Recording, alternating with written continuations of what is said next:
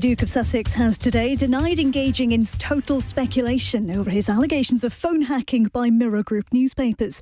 Prince Harry's finished giving evidence at the High Court against MGN, which denies using illegal means to obtain information. During the proceedings, he called for more press regulation. Labour MP and chair of the Common Standards Committee, Sir Chris Bryant, was himself a victim of phone hacking, but he's told LBC putting the media under government control is not the answer. Good journalism is absolutely essential. You know, you look at Russia and you see where, or for that matter, Poland, Hungary, where basically the government of the day, normally right-wing or nationalistic, but closes down all opposition media. That is a terrible space to be in. So I want freedom, but freedom with a purpose. Downing Street says the government's continuing to see what support Ukraine needs after an explosion destroyed a dam. Tens of thousands of people are still trying to leave affected villages. Maria Romanenko is a Ukrainian journalist living in Manchester. She says the situation is devastating. Lots of villages and towns have been drowned. There's been thousands of people's homes that have been drowned, thousands of people evacuated by Ukraine, and also there was an entire zoo and animals have gone underwater. The government says it has no plans to intervene in strikes at Heathrow Airport over the summer holiday. Security guards will walk out almost every weekend from the end of this month until the end of August. It's in their row over pay. Police in Prague have arrested 30 people after a clash between West Ham fans and Fiorentina supporters. The sides are about to face each other in the Europa Conference League final. And a heat warning has been issued for the south of England this week. Temperatures could reach 30 degrees Celsius. In the city, the FTSE 100 has closed down 3 points at 76.24. The pound buys $1.24 and €1.16. LBC weather, thick low cloud for much of central and eastern areas tonight. Drizzle in the far north of Scotland, but clear and dry elsewhere with a low of 4. Turning largely sunny again tomorrow, cloud lingering across the far northern coasts and the north of Scotland, and a high of 25 degrees. From Global's newsroom for LBC, I'm Charlotte Morgan. This is LBC from Global, leading Britain's conversation. This is Cross Question. Good evening, I'm Miraj on LBC, and this is Cross Question. Tonight I'm joined by a stellar panel. From my left, George Monbiot, the Guardian columnist and environmental campaigner. Then we have Dame Diana Johnson, Labour MP, and also the chair of the Home Affairs Select Committee. On my right, we have Aaron Bell, who is Conservative MP for Newcastle-under-Lyme. And also on my right, Sarah Southern, who is a former advisor to David Cameron and also runs her own business coaching in media and politics, teaching people to do a really superb job. Maybe I can get a few tips from her as well. Now, you might like to ask the panellists anything, but you might want to think about Rishi Sunak's trip to Washington, the mega poll that we were just talking about in the last hour about who might win the next election. You might also want to think about this weight loss jab that GPs are being perhaps recommended to prescribe to people for weight loss, and also whether the British Army, or what the British Army is saying about whether we can actually protect ourselves against hostile states, particularly in Russia. But you might also want to ask about anything else on your mind this evening. You know what to do. You can watch us on Global Player. Call the number 0345 6060 973 or text on 84850. And don't forget, you can watch Cross Question live on Global Player now. Call 0345 6060 973. Tweet at LBC. Text 84850. Cross Question. Watch on Global Player. This is LBC. Great, so let's go to our first question, which is an Alexa question from Nicola in Hove. Leave campaigners told us in 2016 that a free trade deal with the US would be easy to get. 7 years on, it's no closer to happening, and we only have unfavourable deals with faraway places like Australia. Will we ever replace what we lost by leaving the EU? Aaron Bell. Thank you. Good evening, Ali. Thank you to Nicola for the question. Look, I voted to leave. My constituency in Newcastle-under-Lyme in Staffordshire voted to leave. It wasn't entirely about trade at all. It was about immigration. We've now got control of our immigration policy. As a result of leaving, we have taken back control of our money, our borders and our laws. I dispute that we have an unfavourable deal with Australia. I think we've got market access for things that we produce, such as vehicles and so on. So we have actually negotiated with the Australians. In terms of a free trade deal with the United States, I mean, that's obviously a matter for the United States as well. But Rishi Sunak's, as you said at the start of the programme, been in Washington at the invitation of Joe Biden and announced £14 billion of direct foreign investment from US companies into Britain, which obviously I welcome. Whether we get a deal or not, we're obviously not going to get one this side of the US electoral cycle, and I don't know who's going to win the next presidential election. I wouldn't want to speculate on that. I would welcome a free trade deal with America in due course, and with the appropriate safeguards that we also discussed during the referendum campaign. But in terms of the EU, we have a free trade deal with the EU as well. It's and thanks to what Rishi Sunak did with the Windsor Framework and the negotiations and the statesmanship he showed with Ursula von der Leyen, we are now seeing an easier transition with the EU in terms of how we trade across the borders, and particularly how that affects. Aaron, how much did the Australia trade deal actually yield to the UK in terms of increase in GDP? I don't have that number on me, but you're about to tell me, I'm sure. Which I'm very surprised, because it's not very much, and you're a quiz champion. I would have expected you to know. We'll come to that later. But it's hot. It's not going to move the dial in any way at all. I'm seeing here Dame Diana Johnson's been sitting very calmly listening to this question. What do you think as a Labour MP? All I'd reflect on is that we were promised a deal with the US by 2022. I think that was in the 2019 Conservative manifesto. So clearly that's not happened. And my understanding is that we're a long way down the list of priorities for the American administration in terms of getting that deal with us. So, it's just another promise that we were made that just hasn't happened. What worries me more, actually, is because of the Inflation Reduction Act, which the US has passed, because we haven't got that deal with the US, a lot of our British companies are not going to be able to access some of the incentives within that bill, and that worries me. And I know that Nick Thomas-Symonds, who's the Shadow International Trade Secretary, has written today to the government, to the Prime Minister, to say this is a real concern, and what's the Prime Minister going to do about this? He's in Washington, in the US now. I did note as well, he goes on a day so he doesn't have to come to Prime Minister's question time on a Wednesday. Well, Angela Rayner does particularly well. She does very well. She does very well. But I just think it's a bit of a shame the Prime Minister can't turn up to PMQs. It's once a week, and he could have gone to the US later on. Let me ask you this. You mentioned the Inflation Reduction Act. Just for the listeners who may, just as a reminder to the listeners, this is the $370 billion that the US government is ploughing into new technologies, particularly in the green sector, hydrogen, battery storage, carbon capture and storage. And the charge is that this is favouring US companies, which have to produce a certain amount of content within the US, and this is unfavourable. Why don't we just respond with our own version of the IRA? Well, certainly, I think the government need to do far more than they've been doing up to now. Is Labour going to do that? Well, can I just say, Parliament ended yesterday at 2:30 in the afternoon. I've been an MP for 18 years, and the fact that Parliament is not sitting for a full day, there are things that governments could do. I want an active government that actually supports British business, as does Rachel Reeves. She's been talking about that on her recent trip to the US. So I think there's far more that could be done to support our British companies. Sarah Southern, we didn't get a deal with the US. Will we ever get what we had with the EU replaced by other trade deals?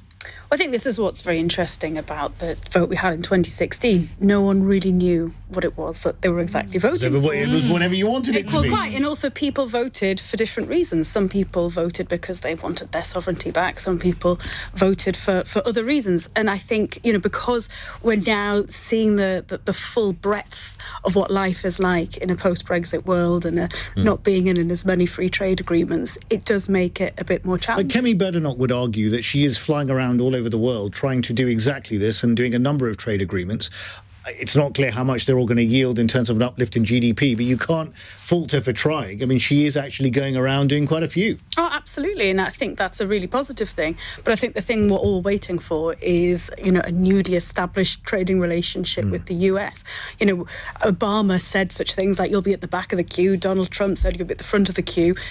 Joe Biden, I'm not really sure what he thinks of us this week. It depends. So I think that is where we're at. We want to know what's going to happen, but it's not happening at the speed that we want it to happen at. George Monbiot is looking completely unimpressed. George? Well, Nicola's question was, will we ever regain what we've lost? That's right. And the frank answer to that is no. I mean, the catastrophic combination of Brexit and austerity, the Tory wrecking ball, ripping down public life, ripping down civil society, it will take decades, generations to rebuild the fabric of our lives from that. Now, frankly, I couldn't give a monkeys about a US trade deal. It's pretty irrelevant by comparison to what we've lost as a nation within our own borders as a result of these ridiculous, time-wasting, life-wasting policies imposed on us by successive Tory generations. Do you think that the argument that was made in the referendum, and we don't want to rehearse all the arguments there, but one of them was made about proximity, that the EU is our closest trading partner and proximity matters in trade. Are we just not finding out that is now the case? Is that what in your view is happening? Yeah, I mean, all the warnings were dismissed as Project Fear, but boy, have they been coming true. Aaron? Well, we have a free trade deal with the EU, and we're now adding to that with Japan, Australia, as you mentioned, New Zealand and other countries that we want to get deals with. And perhaps in due course there'll be one with the States, but as I said, I don't think we'll see that this side of the presidential election.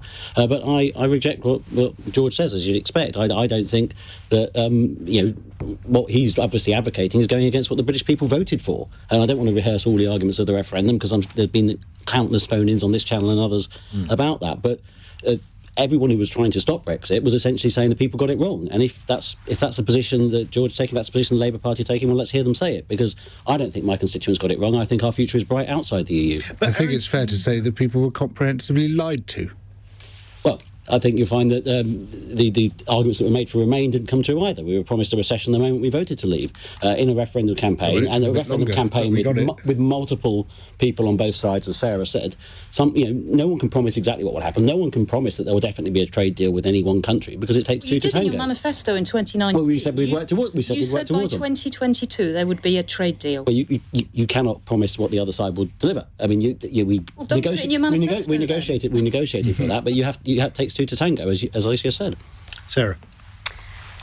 As everyone has said, we don't want to rehash what happened in 2016, but it is a shame that this is kind of where we're at now, where we're looking at people having a struggle with the cost of living, mortgage rates being higher, rents in London being astronomically high, which is impacting many of us. And I can see why people are kind of going, look, we were promised all of these things in 2016. We were given this, hacienda of what life would be like as a Brexit Britain. And for some people, what they voted for hasn't come to fruition. So I can see why people are feeling a little frustrated, wondering why things haven't happened quickly. But then we've also got to remember, we've just come out of a pandemic. The last 3 years have been absolutely atrocious. Of course, things haven't happened as rapidly as we would have liked. We've had God knows how many prime ministers in that time. I think people just want to see some stability and for the economy to get back on track. Sarah, I've just got to say, I was momentarily getting excited when you mentioned the hacienda, because I'm a DJ in my spare time, and I thought we're going back to Manchester. Fantastic. Dana, let me ask you, if the EU relationship is so important, and we're talking about this US trade deal, the fact that we haven't got it, George has talked about the fact that, certain untruths were told, perhaps, this is in his view. Why is Labour not being more open and transparent and clear about its position on the EU? What's it scared of? I think the Labour Party is very clear that we had that vote in 2016. By the time of the next election, we'll have been out of the EU for several years. I don't think the deal we've got is the best deal, and I know that Keir Starmer has talked about improving the relationship with the EU. There was a lot of damage done around Brexit, and I think that there are improvements that can be made, but I think we've got to move on as a country. I don't want to spend the next few years rehashing the arguments that we had around Brexit. I spent enough of my life, arguing around Brexit and why we shouldn't do it. But I think now we have to make the best of where we are. I agree with George. we're never going to get back, I don't think, to what we had with the EU. And my constituents in Hull, we're a port city. We trade every day with Europe. We know how important proximity is. Yes. So, my city, narrowly in my constituency, decided to vote for Brexit. But I think now my constituents are saying, well, this isn't what we were promised. They've got regret. Sorry, George. I find it frankly astonishing that even Nigel Farage can admit that Brexit has failed, but the Labour Party can't. Yeah, but if Nigel Farage was here, and he can dial in if he wants to, he would say that it's failed because we haven't taken advantage, as he sees it, of the benefits of Brexit, or that could have been the benefit. There's been no Brexit dividend. We're pussyfooting around. Yeah, it failed because it was destined to fail. I mean, the promises could not be met, and some of the issues just weren't even examined. I mean, Northern Ireland, it's like after the vote.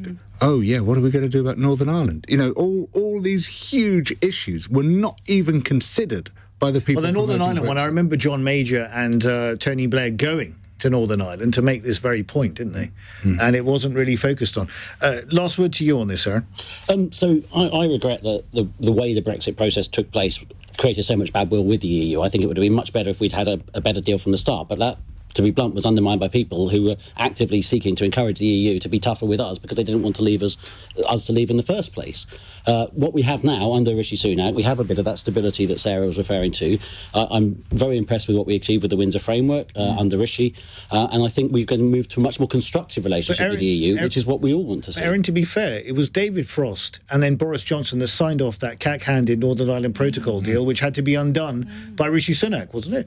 Well, we had to make good on the promise to the British people, and that's what the 2019 election was all about. That's why Labour lost seats like mine in Newcastle-under-Lyme, because they basically put two fingers up to people who'd voted to leave, who voted Labour all their lives, and said, we know better than you. And maybe George is right. Maybe George is right that the Labour Party is full of people like that. I know there are plenty of Remainers on the opposition benches. I know that Keir Starmer went out before the last election saying there should be an option to remain. It's clear that is the overall agenda of a future Labour government, or certainly Labour backbenchers, because they all regret what happened.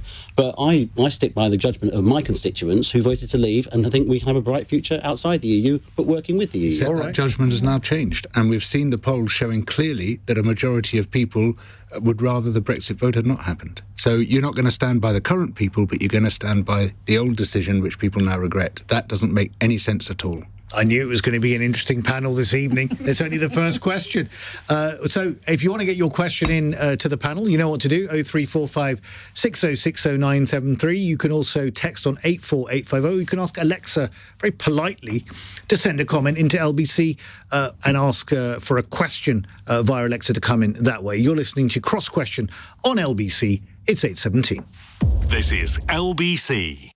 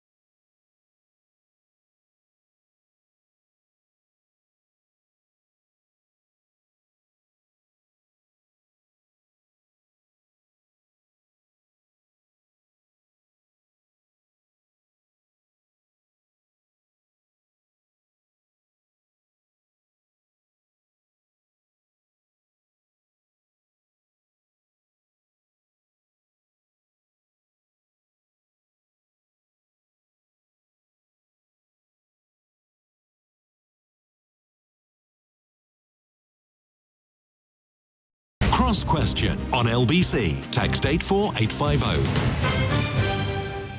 You're listening to Cross Question on LBC. It's 8:19, and I'm joined by my stellar panel here: George Monbiot, the environmental campaigner and also Guardian columnist; Dame Diana Johnson, Labour MP and chair of the Home Affairs Select Committee; Aaron Bell, Conservative MP; and Sarah Southern, former Tory party advisor to David Cameron, no less. Let's go to our next question from Martin in Doncaster. Good evening, Martin. What would you like to ask? Hello, Ali and panel. Yeah, and best wishes to Ian too. 18 months from a general election, is levelling up working? Dame Diana Johnson. Well, I'm a Hull MP, and I noticed Martin's from Doncaster, so I know in my part of the world levelling up isn't working. We've seen huge cuts to public services over the last 13 years. We've just been talking about the EU and the funding that we used to get from the EU. What we're getting now is a tiny proportion of that. So what I do know is that my constituents are much worse off. I cannot see in any way the levelling up agenda has made an iota of difference, actually, in my constituency in Hull North. I think people, if you ask them in the street, would say levelling up. What's that meant for us in Hull? Nothing. We haven't got the rail electrification. We were missed out of that when they talked about electrifying the line across the east-west line. We've just missed out again on the carbon capture that with 40% of industrial emissions come out of the Humber. So we should be the number one area for getting the carbon capture money and investment. Private sector money all lined up with that. We missed out on that. So for us in Hull and the Humber, certainly I don't think that levelling up's working for us. And I have to say, if you talk to most Northern MPs, I think they would say that agenda really hasn't worked at all. Well, Aaron, you're a MP for Newcastle-under-Lyme. What does levelling up mean to you, and is it working? So for 100 years before I was the MP, the seat was represented by Labour MPs, and we have had more investment since that election than we had in those previous 100 years. In what kind of areas, Aaron? So we've got the Future High Streets Fund, over £11 million going to regenerate my town centre, the High Street there. We've had the Towns Fund deals, both for Newcastle-under-Lyme and for Kidsgrove in the north of the borough. Over £50 million of government funding through levelling up. Next door in Stoke-on-Trent has had even more because it's a larger city, obviously, in the Transforming Cities Fund. Government has put a lot of money into these places that were neglected, that it had historic industries such as potteries in Stoke-on-Trent, mining in Newcastle-under-Lyme. We are supporting these sorts of places and regenerating them. But levelling up isn't just about spending a bit of money on things in the town centre. It's about investing in people. It's about investing in skills, and we're doing that. Only today you saw the investment in skills for £48 million, improving higher technical qualifications, more money going to school leavers. I've got one of the best further education colleges in the country in my patch in Newcastle-under-Lyme.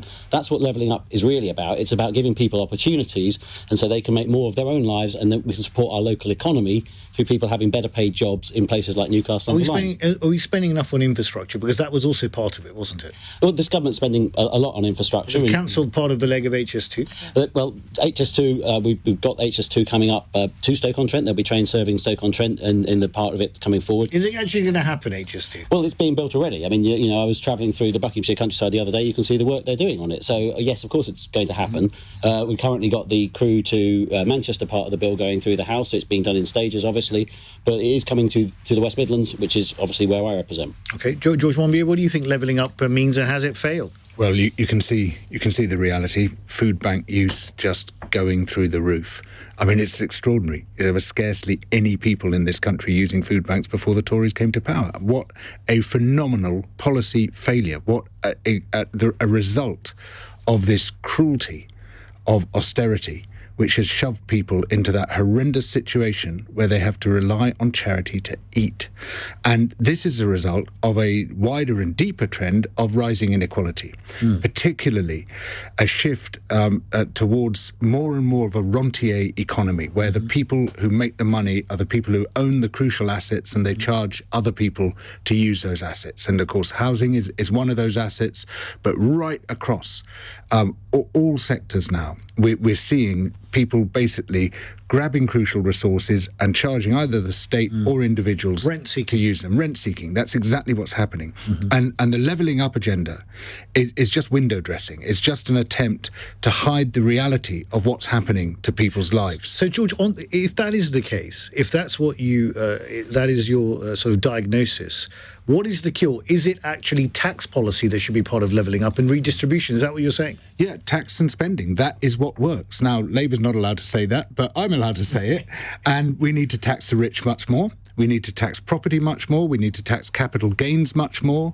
And we need to spend that money on public services. I mean, we've got a £200 billion deficit on spending in the NHS, which is why so many people are being forced to go private. That is not a glitch. That was the plan. You know, they want us to go private because they're trying to rip down public services. Sarah, we're living in a cruel economy, according to a cruel society, according to George. Well, I wouldn't necessarily go that far, but I think certainly if you to speak to people on the street and say, what is levelling up? Yes. I don't think they could necessarily explain it. Well, you're a comms expert. What would advice would you give? For me, I'm not 100% sure that it is working. I appreciate that the money is being put into certain areas, and that is good. I do think reinvestment into areas, for example, where I'm from, Hexham, there's a huge amount of money in terms of changing the high street so that it's going back to its heritage. That needs to happen because it has been quite run down. However, when you walk down the street, all of the shops are empty. So what's the point of having a beautiful building if there's nowhere for anyone to go? There aren't any jobs for people. So if it's not done in this kind of cohesive way, then I can't really see the value. And if people haven't got jobs that they can go to that are fulfilling and that give them enough money to live a full life and to spend money in their local economy to generate more jobs, what is the point of painting the building back to its original colour from 300 years ago?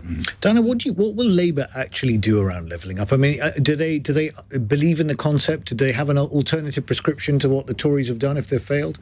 I think we want the economy to work for all parts of the United Kingdom, and at the moment that's not the case. And you know, if you live in Yorkshire, you know, for example, you've just been discussing infrastructure. There are real concerns about the investment that's needed around infrastructure, which will help drive productivity, which will improve the what kind of infrastructure, Diana? Well, one of the things that, you know, I've got a real bee in my bonnet is this Transpennine route from Liverpool to Hull. You know, it takes longer to go from Liverpool to Hull than it does to go to London to Paris. Yeah. You know, I can get there much quicker in another country. That's ridiculous that we don't have that kind of infrastructure fit for the 2020s and beyond. And as I was saying to you, Hull's a part of this, and we were missed out in the electrification that was announced in the rail investment plan. Sure. Okay, great. Thank you very much indeed, Martin, for your question. Text question from Debbie in Blackburn. GPs are going to start prescribing weight loss jabs in this. Is this the right way of making the country less fat? I'm not sure if this is targeted at me. You can avoid watching this. I know I need to lose a few pounds. I had a chocolate cookie earlier today as well. Anyway, there is a plan for GPs to begin prescribing the new jab, Wegovy injection, I hope I pronounced that right, which reduces appetite after research suggested users could lose more than a tenth of their body weight by taking it. Sarah Sutton. I'm really keen for this. Really? I really am. Because if someone who needs to have an intervention on their weight, and I'm talking about people who are morbidly obese, who need to lose weight for health reasons or to have an operation, perhaps it's someone who would have had a gastric band fitted in the past. If they're able to take this, which is not a surgery, to get their weight down, to then get them onto a healthy eating plan, exercise, etc., but they just need that kickstart, then this is a potentially a much safer way of doing it. But as you say, that would be someone who's in a very obese gastric band type territory. So it's quite specific in that particular case. Would you recommend it more widely? Well, I think if people read celebrity papers like what I do, will know that this has become quite a cult in Hollywood. Yes. A different drug that they've been using over there. Yeah. I think people should avoid that. I don't think people who have already got that, but I think we need to remember that not everyone is able to lose weight super easy. There are reasons why people have to go and have gastric bands fitted. George? So I'm not arguing against the jab, but we have to look at the reason why we have an obesity crisis. Yes. Because we didn't used to. I mean, this has happened since the 1970s, and it's been accelerating, and far, far more people are obese than they ever were. And And unless we tackle the roots of that, we will constantly be looking for techno fixes like this right at the end of the pipe to deal with a huge problem which is having devastating effects on people's lives. Obesity is a communicable disease, and its vectors are corporations. Yes. Corporations pushing junk food, advertising that junk food, getting it into people's lives, in combination with people who are both poor and time poor. They don't have access to healthier food. It costs 5 times as much to eat a healthy diet as one that's merely adequate in terms of calories. Fruit and veg are too expensive for very large numbers of people. We should be acting to address that at the roots. We should stop the advertising of junk food. We should ensure that everybody can afford decent food. And one of the things I want to see is subsidising fruit and veg at the point of sale. It wouldn't be very expensive, but it would cause enormous savings for the health service and greatly improve the quality. Well, you haven't told us all to become vegan like you. well, not yet anyway. Maybe we'll give me time. Indeed. George, Diana. Well, I agree with what George has just said, and I think when I was on the Health Select Committee, we were very pleased that the government introduced the sugary drinks tax, which then resulted in the reformulation of drinks, and the effects were very positive, and we were really keen that the government did something around food and around sugar in food, and they've backed off that. They've backed off the advertising, they've backed off measures that could help people. So I'm not against this injection, but I do agree with George. You've got to look at this in the round, and exercise also has to be part of this, and finding ways of encouraging people to exercise. There's a real issue in lots of communities that places that people could exercise have closed because of cuts to local authority gyms and swimming pools and everything else. The other thing I just wanted to say is I'm a big fan of free school meals.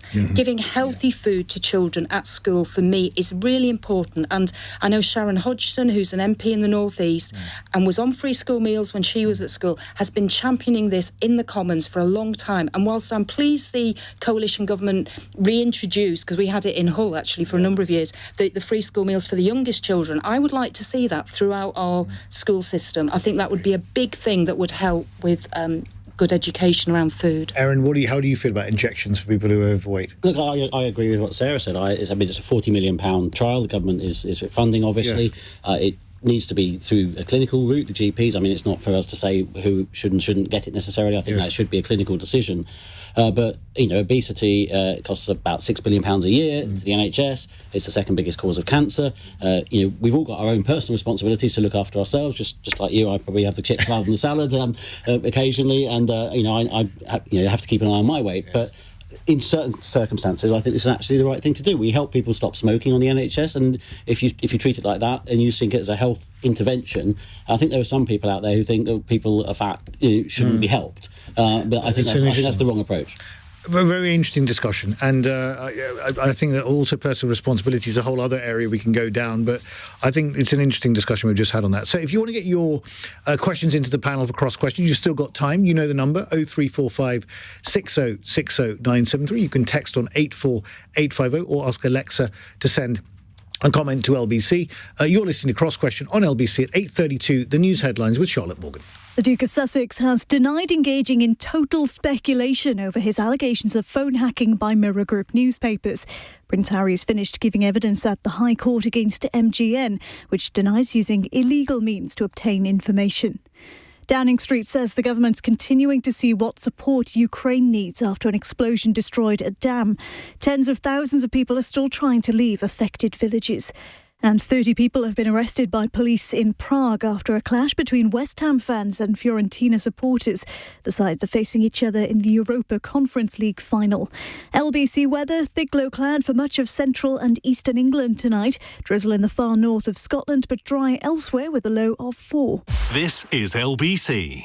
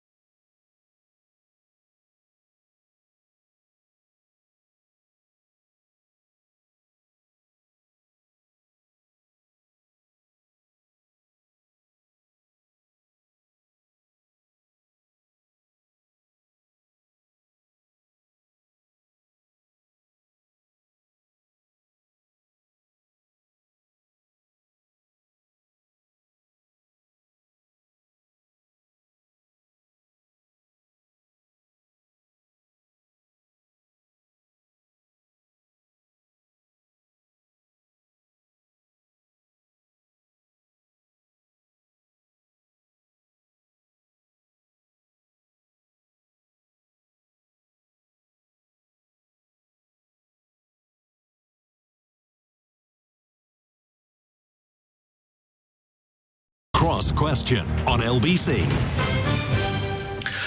Hi, Tali Miraj. You're listening to LBC. It's a Cross Question, 8:36. Welcome back.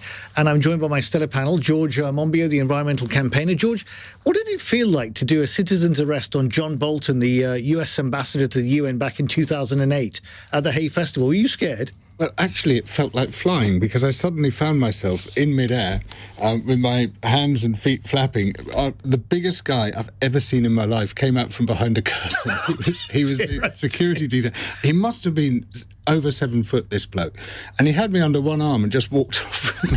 So it was a bit ignominious. Well, you were very brave to try it. Dame Diana Johnson, the Labour MP and also chair of the Home Affairs Select Committee. How important do you think it is, Diana, for MPs to have a serious job before they go into Parliament? You're a barrister. You're also a local councillor. Do you think it's important? I think life experience is important, and I know we've got quite a few young MPs in now in their 20s, and that's great to have that youthful enthusiasm and exuberance. But I'm also conscious that you do, as an MP, it's important that you've got some grounding and you've got some experience of the things that your constituents are going to deal with. So I think a little bit of life experience is very helpful. Well, life experience. Aaron Bell, who's on my right here, a Conservative MP, has got experience of winning several quiz shows, including the Krypton Factor, and 25 grand on what was it, Deal or No Deal? Yes, that's right. But I also agree with what Diana said. I think we need a wide range of people. My day job before this was a computer programmer. Yeah. One of the reasons I wanted to become an MP because I didn't think there were enough people from the tech sector in Parliament, and that's had negative consequences in the past in the way that we've delivered IT, particularly in the NHS. But yes, I did used to do game shows as well. Haven't done those for a while. And Sarah, you also have now got a proper job outside politics as well. It's important to have a proper job. Indeed. Excellent. Great. Well, thank you very much indeed. Let's get to our next question, which is from Khalid in Leicester. Good evening, Khalid. What would you like to ask? I'll say, look, the Russia-Ukraine conflict, surely we should be pushing for a ceasefire, and that should be the priority above everything else. I mean, there's further loss of life. We keep on arming the Ukrainians. That won't help the long-term solution. We need some long-term solution to this. I don't see how arming the Ukrainians is helping anyone. Don't see how arming the Ukrainians is helping anyone. Sarah Tilden. I don't think I can agree with that, as I'm not sure that a ceasefire is the solution. We've got to get to a point where, there is peace, but also that the Ukrainians win. I think it is absolutely horrifying to watch the footage today of the floods that have happened in Ukraine in the last 48 hours from the bombing or the explosion rather, of that dam. Yes. We have to get it so that the Ukrainians can live independently in their nation. And unfortunately, I think that can't be done through a ceasefire. What does, Diana, Sarah talks about this thing. What's your view, and also what does success look like for the Ukrainians? Well, we have to remember that a sovereign state was invaded by Russia. And so, of course, we want to see peace. But I have to say, it's not peace on the terms of the Russians occupying a sovereign state. It has to be the Ukrainian state is intact. And so I certainly agree that whilst we all want to work for peace, it's not under any circumstances. And it is just so shocking, I think, to see the devastation of that country and the infrastructure this week without the dam being... the Kokova Dam. Yeah, I mean, it's just shocking. And I think Parliament is actually united on this in our support for the Ukrainian people. And, of course, we've got the Home for Ukraine scheme. We've got lots of Ukrainians living in this country with us, and we support them and obviously, they want to return to their country. But, Diana, does success for Ukraine mean pushing Russia out of Crimea? Well, that's a very good question because, of course, we didn't take the action we should have done at the time of that invasion then. And that has to be part of a negotiation. And obviously, if you listen to the president of Ukraine, he's arguing for the borders that existed prior to that invasion. Let me just give a bit more context to the listeners here. When it comes to how Britain could intervene in the Ukraine more militarily, we've heard today from experts in the British Army telling us that the UK is now too weak to take on Russia, and the UK cannot rely going forward in any similar exercise on the US. Who are expected to become more and more focused on China and Taiwan. So we're kind of on our own, aren't we, Aaron? Well, no. Firstly, to answer Khalid's question directly, I completely disagree. I think you would be rewarding Putin in the sense that we, as Diana just said, we didn't intervene when we should have done, not just on Crimea, but going back to South Ossetia and Georgia and previous incursions. I think pushing for a ceasefire at this point would be rewarding Russia. And what would those terms of that ceasefire be? I think Putin must be seen to fail, and Ukraine must be seen to win. But Aaron, I'm very proud of the support we've given. That 4.6 billion. I'm on the Parliamentary Armed Forces scheme at the moment, which is a fantastic opportunity for parliamentarians to learn about it. And only next week we'll be going to see the training of Ukrainian forces here in Britain. To answer your second point about the British Army, well, the British Army isn't set up to invade Russia. That's not what the standing army of the British Army is designed to do. But what we have shown is through our technological advantages over Russia and the technology that we've given to the Ukrainians, such as the NLAWs, the Storm Shadow, the Challenger tanks, and so on. We have actually helped Ukraine, which was basically relying on old Soviet kit, to have a number of counteroffensive results against the Russians, and that's based on our technology. Should we give them planes? I mean, Zelensky came to Parliament, spoke in Westminster Hall, everyone clapped him, he came in his khakis, he's a very eloquent speaker. Should he get the planes? Yeah, my view is that as this goes on, depending on obviously the needs on the ground, and we have to be guided by the intelligence on the ground, I think we need to progressively back up what we've said diplomatically with the force that he requires to eject the Russians from the parts that they've invaded, because that is what is required not only for the good of the Ukrainian people, but also to properly dissuade not only Putin from ever trying this again, but also to dissuade the Chinese from doing the similar things in Taiwan as well. George? It's a horrible situation. Sovereign country invaded by a much bigger, better armed neighbour.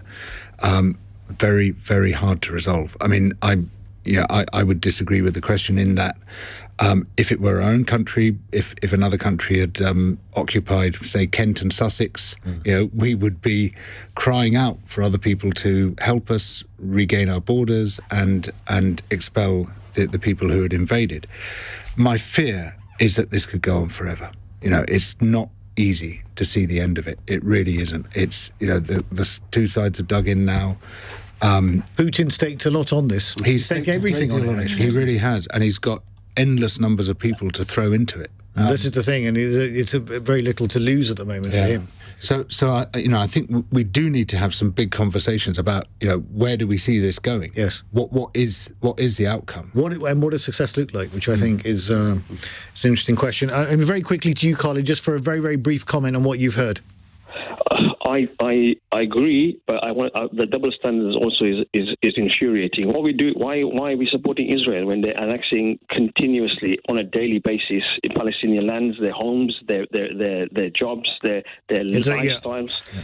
We hear you, Khalid. That's a total different topic for another day. Maybe that will come up in another cross question another time. Thank you indeed very much for your call. So let's have another question after the break. If you want to ask any more questions, you know what to do. 0345 6060 973. You can text on 84850. You can ask Alexa to send a comment into LBC, followed by your question. You're listening to Cross Question on LBC. It's 8:44. This is LBC.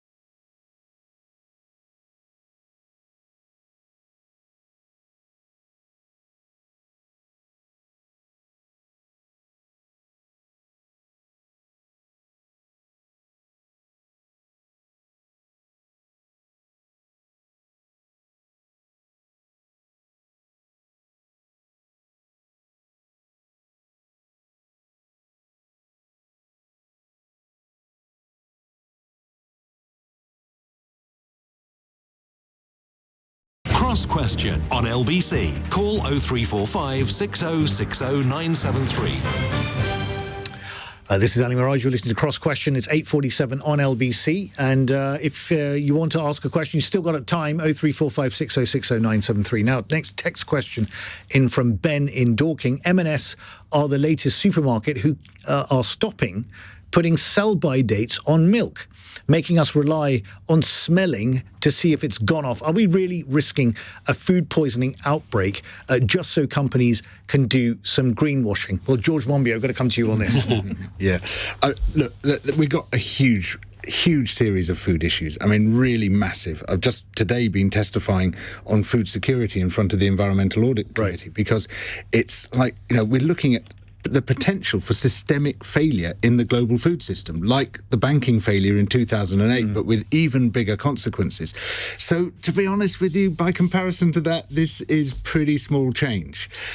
We've got to change everything about the food system. I strongly believe we've got to move away from animal products, and the reason for that is their enormous environmental footprint. It's as big as fossil fuels, and just as we should be leaving fossil fuels in the ground, we should be ending the eating of animals. There's all sorts of other reasons as well. So, we can argue about how long a dairy product should stay on the shelf. I would be arguing that dairy product should not be on the shelf. But doesn't it stop wastage as well? Well, yes, it can have that effect. Food wastage is an issue. It generally is greatly exaggerated because it's the one issue that we can all safely talk about. We all hate waste, right? We do. But the other issues, like animal farming, we can't safely talk about. Most people don't want to touch it. Not yet. But the cultural conversation could be changing. Yeah, well, I'm doing my best. Indeed. Sarah? I don't follow sell-by dates anyway. Really? I very much live on the edge. Why is that, Sarah? Why is that? Well, I grew up on a farm. Right. Sorry, George. And I don't know, I just kind of think that they've got to estimate how long something's going to last, but my ability to look at it and smell it and taste it is probably more accurate. So just live your life a little bit more wild with your own fridge. Wow, but it's all happening on the panel tonight, Diana. Well, I must say, I sniff milk. I don't go by the date on it. So I've been kind of doing this already. Is this what you do in the House of Commons? I do, actually, because I've got a little fridge in my office. And when you buy milk on the Monday and then you're away on the Thursday, by the following Monday, you're wanting to see it's all right. So, yes, I do. And I think, I take the point, really, live on the edge a little bit. And, I was just thinking. Yeah, just off to sniff some milk, yes. That would be the front page of the tabloid. Sniffing milk. Exactly, Diana Johnson in Sniffing Milk Horror. Yeah, in her office in Parliament, yes. Aaron? No, I'm with everyone on this. I don't go by sell-by dates. In fact, one of these people that goes around trying to buy the yellow stickers in the supermarket, on the day that the date's there. Yes. And, there's a lot of leeway built into those sell-by dates. So if people go by them religiously, then there's an awful lot of wastage, as George was alluding to. And I don't think we're risking a food poisoning outbreak. Most people can smell when the milk has gone off, and it's not going to kill you if you do have something that's like a day over or something like that anyway. So I think it's a sensible move on this front. Yeah, I'm a bit of a sniffer myself as well, I must say, especially with food inflation where it is at the moment. Coming out today. Indeed. Robbie in Chelmsford is calling. Robbie, what would you like to ask? Good evening, everyone. So Prince Harry, during his evidence at the court today, suggested that the UK government and media were at rock bottom. To what extent does the panel agree with those assertions? Aaron? No, I disagree with Prince Harry, obviously. I haven't been following this court case in too much detail, and as the Prime Minister said, we don't normally comment on the royal family as a government. Yeah. I do think Harry is wanting to have his cake and eat it. He's decided not to be part of the royal family, yet he's still trading on his image as a prince, and I have every sympathy for what he went through, obviously, as a child, losing his mother, and there was obviously a lot of press intrusion, but from what I have seen, the coverage I have picked up of this court case, his evidence has been called into some question, but I completely disagree with him about the government being at rock bottom. In fact, I think that we are delivering on the UK's people's priorities. Well, I expected you might say that. Diana, you're laughing. I expect that what I'm going to say you would expect me to say, which is, I have some sympathy with that the government are at rock bottom. I think, we've been in a terrible place for the last few years. Obviously, we've got Rishi Sunak now trying to stabilise the boat. But there's lots of problems, and the people's priorities. I mean, he says that he's going to stop the small boats coming over, and that's not going terribly well. So I'm not sure that things are as well. What's your policy on the boats then, Diana? Sorry, what's your policy on the boats then? Well, the Home Affairs Select Committee did a report last year, and we set out very clearly what the government should do, and the first priority should be to clear the backlog, which your government has allowed to build to the ridiculous rate of over 170,000, and that's why you've got all these people in hotels, and you're having to spend millions of pounds a day. You've got no proposal to stop the incentive for people to come over the channel. There's absolutely none. No, the Labour Party has set out very clearly what its proposals are, and that is to actually go after the traffickers and the smugglers. We're doing that, but clearly it's not working. If you let people You're spending lots of money with the French, and the effect is that they are still coming across in those small boats. It doesn't take much for it to descend into a conversation. But we have clear things you could do. Indeed. Yeah. George, what do you think? Is the government at rock bottom? Well, I hope he's right, because I really hope that government and media are at rock bottom, because if this isn't rock bottom, I dread to think what lies underneath. Isn't it interesting that he said it as a prince, though? Yeah, well, I mean, I think he's doing us a big service. He is exposing aspects of the filth and corruption that govern large parts of this country. The establishment, and, of course, as a prince, he is establishment, but, there are parts of the establishment which are fundamentally corrupt, and large parts of the media, unfortunately, fall into that category. Large parts of the government fall into that category. Now, if we saw this anywhere else on earth, we wouldn't hesitate to say the word corruption, but you cannot use the C word in this country. So you think he's brave? Yeah. Interesting. Sarah? I'm really happy that Prince Harry has brought this case, as I feel as though a lot of people felt as though the behaviour of the media was all tied up in a nice little bow and put to bed after Leveson. But it hasn't. Yes. There are still people's lives who've been completely destroyed, not just by phone hacking, but by other elements of kind of scurrilous things that the press have done. And I do think this is actually quite a brave thing that Prince Harry's done by being so honest and kind of raking over the coals. He's talking about his former relationship with Chelsea Davy. They broke up about 15 years ago. They're talking about something quite historic, something that, he's having to go back through. But it's such an important principle to him. Yes. My only frustration with it is that the only reason he's able to do that is because he has a huge amount of wealth behind him. It is incredibly expensive to sue a newspaper. Well, some would argue that he's one of the few people who could actually do it. Yeah. So, interesting discussion on that. Now, the next question is from Phil in Purley. It's a text question. With Sunak in the States, are we finally projecting an image of sense and competence to the rest of the world rather than pure chaos? Well, admittedly, it was quite a low bar. Diana? Well, exactly. It was a very low bar. And after the previous Prime Minister, after Boris Johnson, for example, and then the previous Prime Minister, he is, I give him his due, he is very managerial in his approach, and he's trying to steady that ship. But I have to say, I think our reputation abroad has been damaged by the last few years. And I think it all started after Brexit. I think it's carried on with Boris Johnson and then with the previous Prime Minister as well. And, that terrible budget. I can't. It didn't last too long. I don't blame you for forgetting. No. I mean, it was maybe 40 it's deliberately days. You're forgetting. I think it was longer than the lettuce. The lettuce well, there was a competition between the lettuce, yes. At the end, the lettuce outlived the Premiership. Yeah. So I think, it is a very low bar. George? Well, so he's presentable. He's photogenic. He's not walking chaos as Truss and Johnson were. But in some ways, he is just as bad. Here he is trying to stifle the COVID inquiry. That's the same old Tory sleaze and corruption as we've seen from the previous prime ministers. He doesn't want the truth to get out. And so that basically says, he's just continuity. Aaron, it's corruption. Rishi Sunak is a problem solver, and we have a number of problems. And you've got a lot of problems. We have problems, Diana, because we've been through a pandemic, and Putin's invaded Ukraine and pushed up energy prices across the world. Years.